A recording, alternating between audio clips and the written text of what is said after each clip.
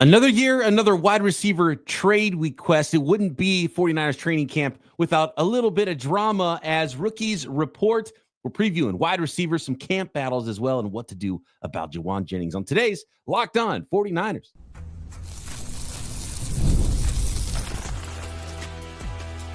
You are Locked On 49ers, your daily San Francisco 49ers podcast, part of the Locked On Podcast Network, your team every day.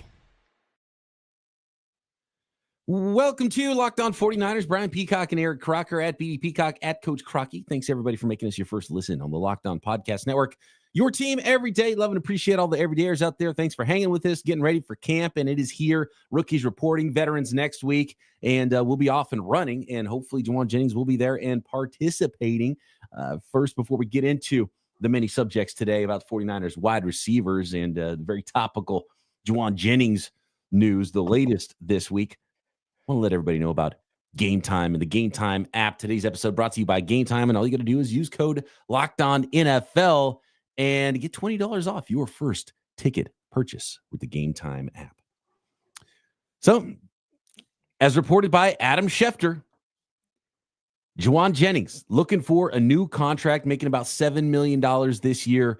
Croc going into the final year of a 2-year extension, and he wants a new deal. He wants either a new deal or a trade, per sources, according to Adam Schefter. And Jennings will report to camp, though, Croc. So I want to start with that because I think Jauan Jennings deserves to be paid more money. He was the 49ers leading wide receiver last year. Kittle was the leading receiver. Jennings the leading wide receiver, even though he came into the year as the number 3 guy with a first-round pick. Had a really nice season, and this is a nice time for him to flex what leverage he has to try to get a new deal ahead of free agency and make more than the $7.5 million he's scheduled to make this year. But if he shows up to camp, does the request have any teeth is my big question, Croc. Yeah, because I think out of respect, right? Like, I think this is a guy that Kyle Shanahan probably has a really good relationship with. I think Jauan Jennings exemplifies everything that Kyle Shanahan wants in his receivers. Just the way he plays. You know, we talked about when he was drafted. This was a guy that ran a 4.7, and you're not really seeing a lot of guys being drafted with running the 4.7, not being the fastest guys. But he was either number 1 or number 2 in the nation in yards after catch. It was either him or Brandon Ayuk, who was right there at the top. So this is a guy that, on top of that, is a tremendous blocker. He has the right mindset. He does all the dirty work, and he just goes out there and does his job. So I think for Kyle Shanahan, it's like, I got to get this done. And they probably do appreciate him showing up, maybe not making it more of an issue. But the fact that in the original tweet that I saw, it was like, pay me or trade me, it does make me a little surprised that he's showing up, because you're giving the team an ultimatum. Right. Yeah. And it feels a little strong for not being, a topic that was at least put out there publicly as far as maybe a contract disagreement between the 49ers and Jauan Jennings. And there's, clearly behind the scenes, and I believe Drew Rosenhaus is Jauan Jennings' agent. They've been doing it a long time, right? So this isn't the first time the 49ers are hearing it. Oh, they're like, oh, Jauan Jennings wants more money, a new contract? Oh, I didn't know that, right? So this has been going on. I think this is them, the last moment they possibly can, trying to jab the 49ers and poke them with the stick a little bit and be like, come on, let's do something. We're trying to get something done. You're clearly dragging your feet on this. This is our last opportunity to flex some of this leverage that we have before the season starts, trying to get their client a new deal. Yeah, a lot of 49er fans, right when it happened, and I was in the gym, slight flex, working out, trying to get strong and look like Peacock. All right, but I was in the gym trying to get my workout on. But in between sets, you're kind of scrolling social media, and I see Adam Schefter, and I see a big picture of Jauan Jennings. I'm like, oh man, did he get arrested? Like, what happened? Like that, your mind goes to like the worst case scenarios. But then it's like, nah, he's requesting the trade. And my initial reaction was, oh, yeah, makes a lot of sense. Talked about this with Brandon Ayuk. And Brandon Ayuk could have played on his 5th-year option, right? But the big thing with the 49ers, just the way they do things with their pass catchers, you don't quite know from year to year what the production is going to be for a receiver. So even Brandon Ayuk, the year before the big contract, right? The year before he had the All-Pro season, he had like more targets or something like that, like 2 more targets. And his production as far as catches wasn't crazier, but his yards per catch went up drastically. Is he going to continue to get targeted the way that he was or have that kind of production again? He could revert back to what he had the year before, which was barely 1,000. Now I'm not as valuable to the 49ers or other teams from a financial standpoint, or I'm not going to get as much money as I potentially could get. So when I look at Jauan Jennings, and he had this season where he got almost 1,000 yards, it's like, oh, I got to cash in on what I am, because I don't know this year if I'm going to have that kind of season again. We'd assume like, oh, well, Jauan Jennings showed his worth. He's a really good receiver. Yeah, you could say all those things, but when Ayuk comes back, you're assuming he's going to be in the mix. He's going to take some balls from him. Ricky Pearsall, you're assuming he takes the next steps. He's more involved. Christian McCaffrey, he's back. What he's going to do, he's going to take some balls away from Jauan Jennings, some targets away from Jauan Jennings. George Kittle, obviously, he's going to get his, and they played well together last season. I say all that to say his 77 catches, I believe he had for almost 1,000 yards last season, going to go from 77 to 45 real quick. And if he has 45 receptions, now how much am I worth on the open market? So he could play out this 7-year contract and say, you know what? I'm potentially going to ball out again, get 1,000 yards, and I'm going to hit free agency and make a bunch of money. I don't think that's going to happen. And I don't think he thinks that's going to happen. I don't think his agent thinks that's going to happen. So he has to cash in right now. Pay me or trade me somewhere where maybe they'll utilize me and get me around 1,000 yards. And now I can cash in and get a better contract. Well, it's a great point about production. Offhand, do you know how many catches and yards Jauan Jennings had the year before in 2023? When everybody ahead of him? Like 25 or something. 19 catches for 265 yards and a touchdown. And he was the 5th leading receiver on the team. Like, the Niners don't have a huge high volume passing game. And I believe it was 12 of those 19 catches went for first downs, right? Because he is third in Jauan. But he was the 5th leading receiver. All the targets went from 75 catches for Ayuk, 65 for Kittle, 60 for Debo, 67 for Christian McCaffrey. And then all the way down to 19 catches for Jauan Jennings is the 5th leading receiver on the team. That's in 2023, right? But there's no Brandon Ayuk to start the season. But you do have a healthy Kittle and you have a healthy Christian McCaffrey.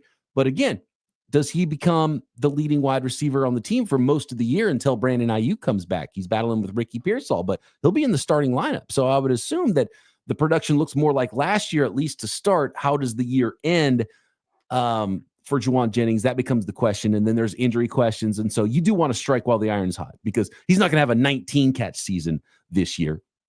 But man, like you mentioned, that could become 45 or even 60 would be a dip from what he did last year. He was only 1 catch shy of George Kittle for leading the team in 2024. The crazy thing about last season was his most productive game. Like, Brandon Ayuk was out there. Now, Ricky Pearsall wasn't, but he had 11 catches for 175 yards and 3 touchdowns against the Rams in a loss. Crazy loss, right? Like, where he was super productive. Outside of that, he actually had more double-digit targets. And I have to kind of fact check this. But if I'm looking at this correctly, I see 1, 2, 3, 4, 5 double-digit target games last season for him. Brandon Ayuk in his All-Pro season, I think, had 1. Let me see. Let me go back to. So, and if that holds true, I'm looking at it right now. Brandon Ayuk in his All-Pro season had 1 double-digit target game. In that double-digit target game, he had 10 targets. So he was right there on the cusp. Where Jauan Jennings last season had 5. Who's to say they don't revert back to? And now you just don't get those kind of opportunities.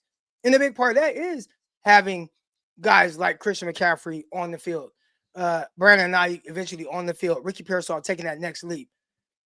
I gotta cash in if I'm him, because I'm not gonna get these kind of opportunities again.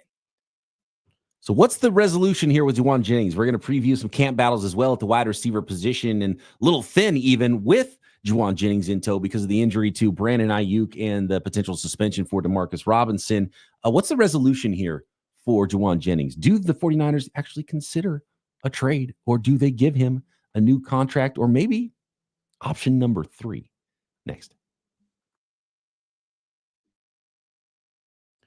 This episode of Locked On 49ers brought to you by Gametime and the Gametime app. And I've said it before, and I'll say it again. If you're a sports fan, you got to have the Gametime app in your pocket, ready to go to get fantastic deals. We're talking up to 60% off on their killer last-minute deals for sporting events, whether it's football games, baseball games, basketball games, concerts, comedy shows. You need tickets, have Gametime ready to go. And we've all been there, logging on early. You're waiting for your favorite concert tickets to go on sale, only to lose your spot for a show you've been dying to see. Live music should be about making memories, not dealing with the stress of ticket shopping. And that's where Gametime comes in. Gametime makes getting those concert tickets or tickets to football games easier than ever. Prices actually drop the closer it gets to showtime, the closer it gets to kickoff, up to 60% savings. So take the guesswork out of buying concert tickets or sporting event tickets with Gametime. Download the Gametime app, create an account, and use code LOCKEDONNFL for $20 off your purchase. Terms apply. Again, create an account and redeem code LOCKEDONNFL for $20 off your first ticket purchase. Download the Gametime app today. Last minute tickets, lowest price guaranteed.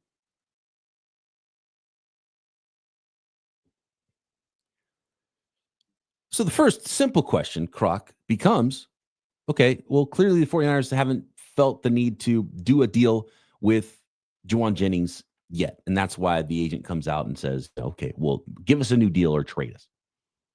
Do the San Francisco 49ers consider trading Jauan Jennings? I think you have to. And that's tough. Listen, this is coming from a business standpoint.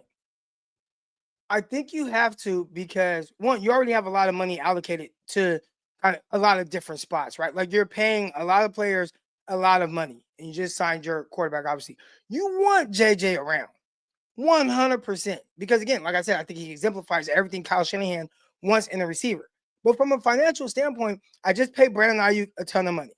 I just drafted a receiver in the first round, right? I just paid George Kittle again and made him the highest paid tight end in the league. Christian McCaffrey makes a ton of money.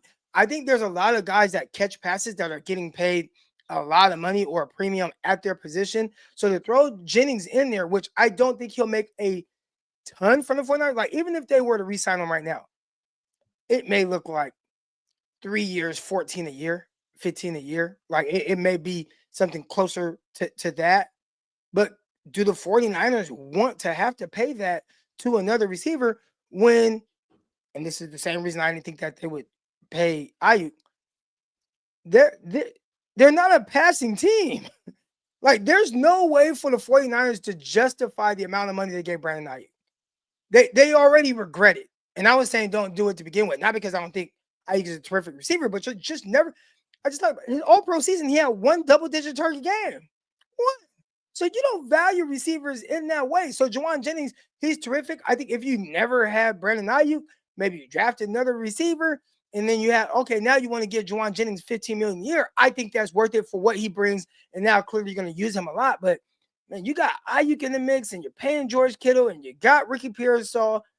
I think you just got to hope that your young guys step up. The issue is Ayuk's not healthy. Robinson, you don't know if he's going to be suspended and miss games. Who the hell else do you have to? So his agent kind of has you by the, cojones a little bit because 49ers, they're in a tough situation. I feel like this keeps happening to them where they're in like these tight spots where they're kind of forced into doing something. I don't think they want to do it. All things being equal, everybody being healthy, they probably be like, all right, well, let's just trade Jauan. But maybe Jauan doesn't force their hand if everybody is healthy. But that's where the situation is.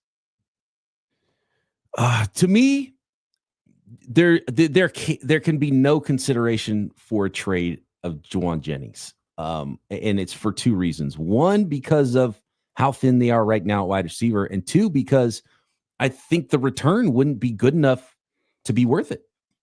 I mean, what I talked to Matt Williamson and I talked to him daily, and look, and he covers the Steelers. And of course, anything like this happens. I also talked with Sam Ekstrom recently, who is the covers the Vikings.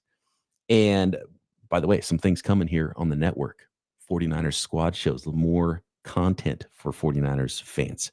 And little teaser there. But the Vikings, they do it, and the sharks start circling. There's blood in the water. Doing a Vikings show. Hey, should they trade for Jauan Jennings? The Steelers talking about, Jauan Jennings now available. We know the Steelers and Niners have talked about wide receivers in the past. And Williamson's like, well, what would it take? It's like, I think the offer would be like a 4th round pick. It's like, that's not even worth it for the 49ers, right? You're not going to get some massive return for Jauan Jennings.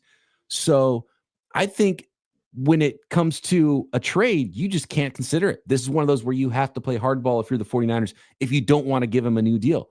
And to me, if the 49ers do give Jauan Jennings a new deal, and in the chat, based on last year's stats, $18 million per year, would that be something that Jauan Jennings is looking at? Yeah. I've heard. I think he's worth that too. Like, I think I would, if you could ask me this prior to last season, would you rather pay, prior to Ayuk's injury, but knowing the season that Jauan Jennings had, would you rather pay Jauan Jennings $18 million a year or Ayuk 30? And I would just say I would rather pay Jauan, because I know he's gonna, like, just what he is and what he means at 49ers. He's gonna justify that. I never felt like Ayuk would justify that, but not because he's incapable of doing it, just the way the offense is.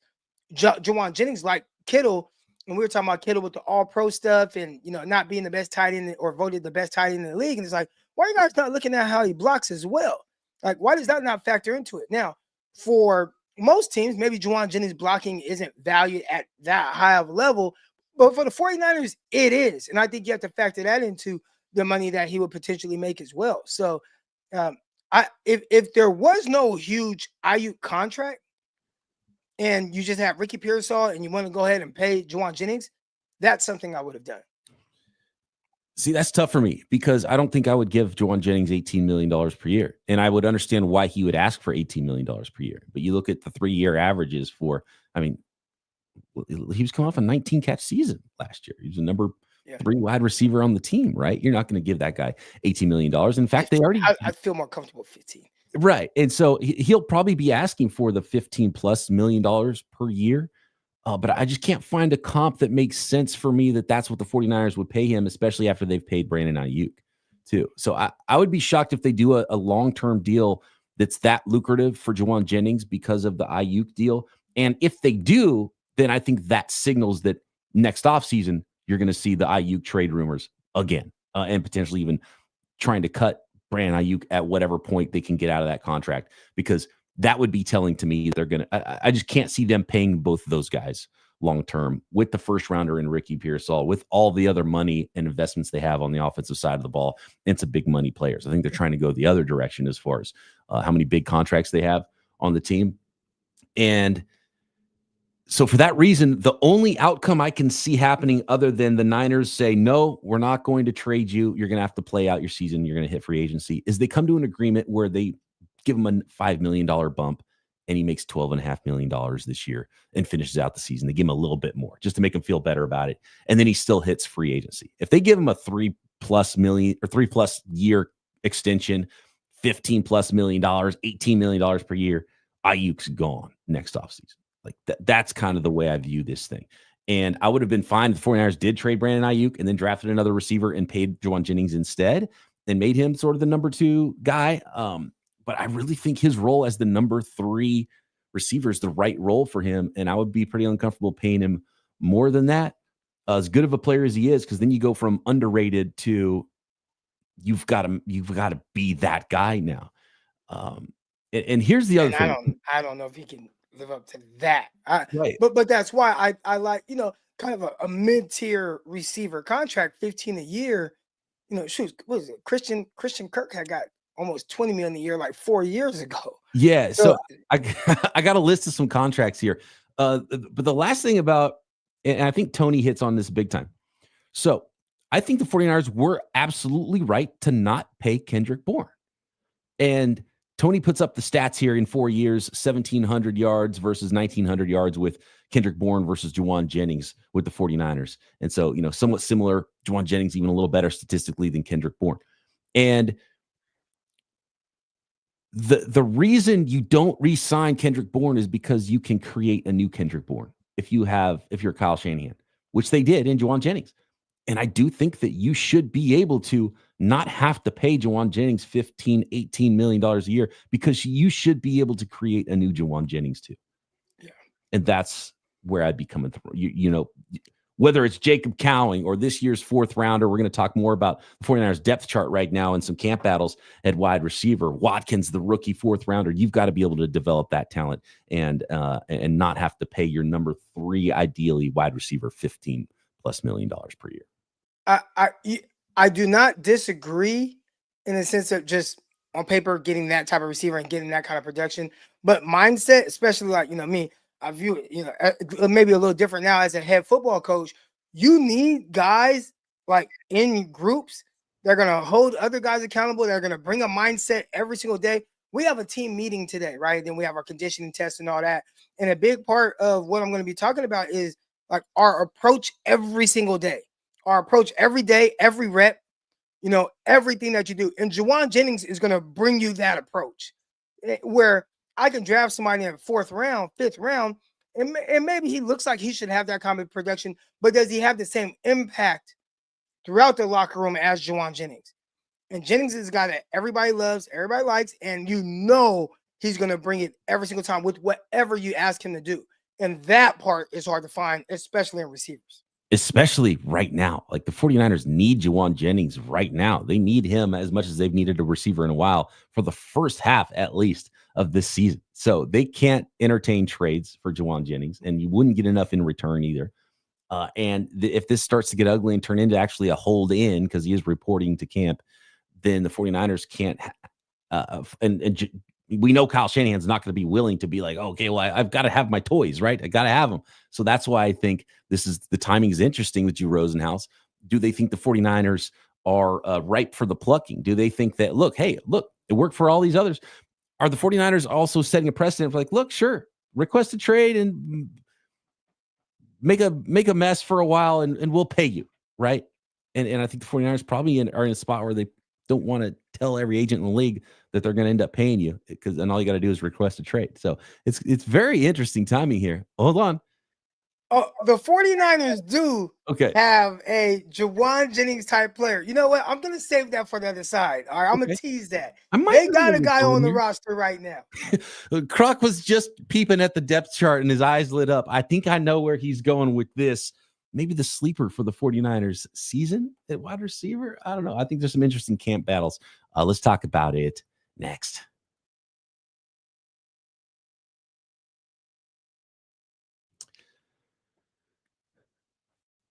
All right, we're talking 49ers wide receivers here. Just real quick comps here, and let's see if we can find the right comp. If you were to do a deal with Jauan Jennings, I would think maximum I'd be willing to go is the $12.5 million per year range, which would put him right ahead of where Jacoby Myers is, who I think is a pretty good comp at 29 years old too. Jauan Jennings and Rashad Bateman, who recently did a new, I think it was a 3-year extension with the Baltimore Ravens, $12.25 million per year. And then, above that, you start getting into the Cortland Sutton, Jerry Jeudy, Cooper Kupp, Christian Kirk territory. And I don't think the 49ers should go there. Bateman. 12.5 million a year for Bateman? Yeah, which would be a $5 million bump, which is, I think the 49ers could potentially give him $5 more million in guaranteed money this year and be like, okay, here, let's get through this season. We'll talk in free agency. And then that's probably only for 1 year, I need more. Like if you're going to stretch it out and I have more guaranteed money, because that's what it's all about. Right. I need my guaranteed money. Yeah. Shoot, you can bump it up $5 million, but if I get hurt now the next season and I head into free agency, I'm donezo. It's over for I'm definitely not going to get paid. But hey, you want to give me 12.5 a year, but I have 38 million guaranteed or 40 guaranteed, then that's something I would be willing to sign. Brandon Ayuk on the shelf, dealing with a pretty nasty knee injury, at least until I'm just going to put the Halloween date on him. If he's back before November 1st, I think that would be very good news for Brandon Ayuk. And so likely going to be on some list at least for 4 weeks of the season, even if there's been some reports about good news about how his rehab is coming along. I don't know if the 49ers will push that, which is, again, why the 49ers need Jauan Jennings to be a starting wide receiver. Ricky Pearsall, a little nicked up right now. Likely those are the two starting wide receivers to start the season for the 49ers.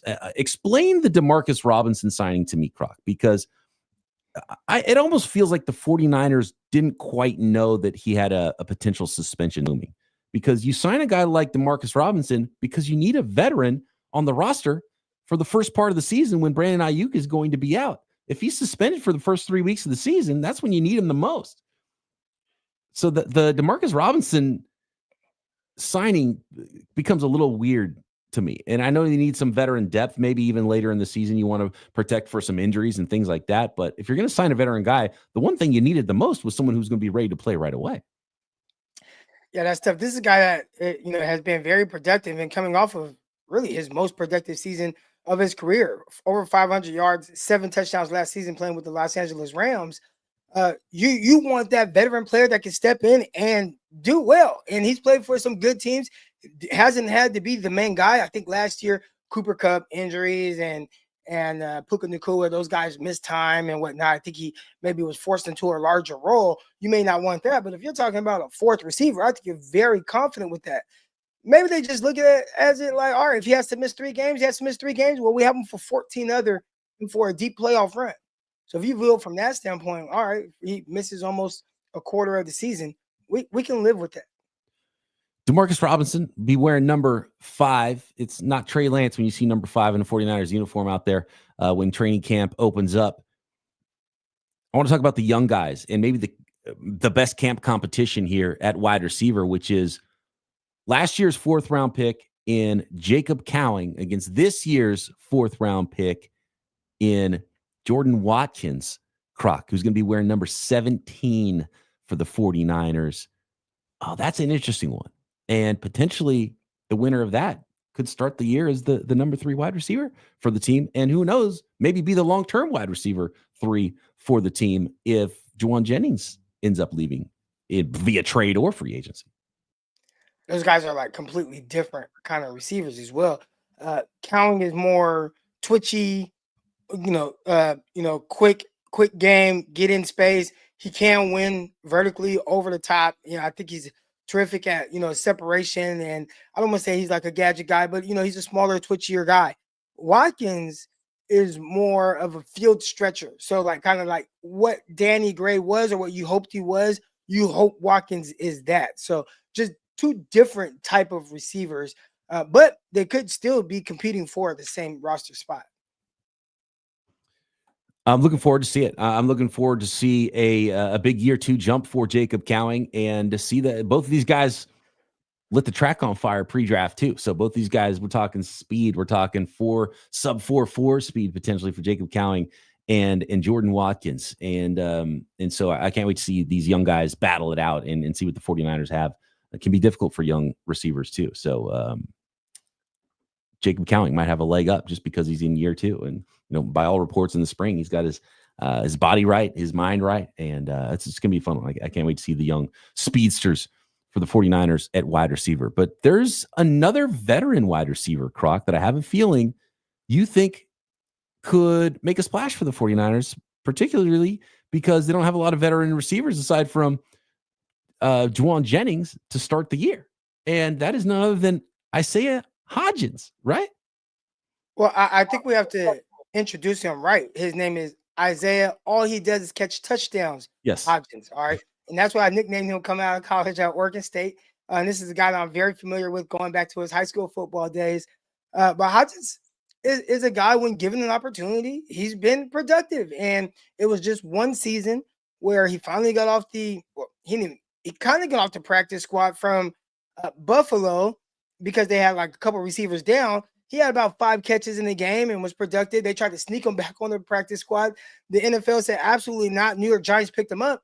He ended up having his most productive season. Now, granted, it was like second half of the season, but he was productive, caught some touchdowns, went into the postseason, had over 100 yards in a playoff game. And then after that, just the kind of the touches and opportunities went down, even with him being on the field a lot of times. So he goes to the 49ers. And, if we're looking at a receiver room where it's kind of, he went to the perfect spot. It's kind of up for grabs. And there's guys that they like, right? It's like, hey, we want this guy to play. We like this guy. We want this guy to be out there. But there's so many different circumstances that give a guy like Isaiah Hodgins an opportunity to come in and do his thing. And he's a fluid guy. He has great hands. Is he a physical blocker like Jauan Jennings? I'm not sure about that. But when you just think about the Jauan Jennings role and kind of being that big slot, Isaiah Hodgins 100% can be that. So I'm excited to see what he does with his opportunity come training camp. He actually reached out to me and was like, hey, man, you coming to some training camp practices? I'll give you some tickets. Hell yeah, let's go. So I'm excited to see what Hodgins does this season. Yeah, or at least in the preseason, and what kind of opportunity he gives himself. A talented dude. He's got an opportunity, listed 6'3", 200 pounds, but wearing number 18 for the 49ers at training camp. Tariq Owens, Terrell's kid, number 83, will be at camp. The undrafted rookie in Isaiah Nair. We've talked about him, 6'4", 218, looks the part. Can he run the routes like Kyle Shanahan wants is a big question for him. What kind of development could he do? But he's got the height and he's got the speed as an undrafted rookie out of Nebraska. And then the last super interesting guy here who's going to be vying for a roster spot, even if he's not one of the top 4 or 5 wide receivers, is return man Junior Bergen out of Montana, number 86, listed 5'9", 184 pounds. He has a path to make the roster without even impacting the wide receiver position, but he's going to be competing at wide receiver as well. So you talk about Bergen as a rookie. You talk about the 6'4" undrafted rookie in Isaiah Nair, and then you talk about the 4th-round rookie in Jordan Watkins competing with the second-year guy in Jacob Cowing, and then you got the veteran Isaiah Hodgins.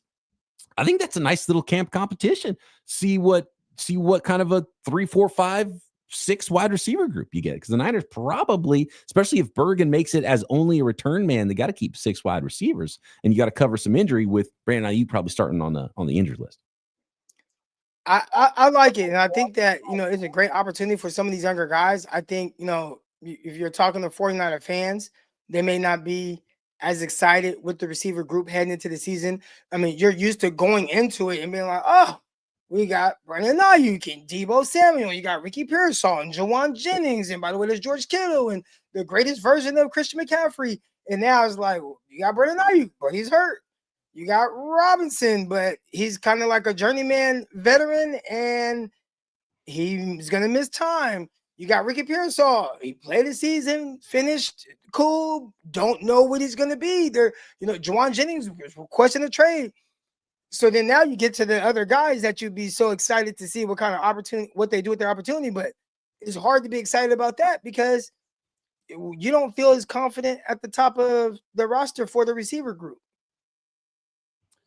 Fascinating. It'll be a lot of fun to watch. There is tons of opportunity, and I really don't know what to expect.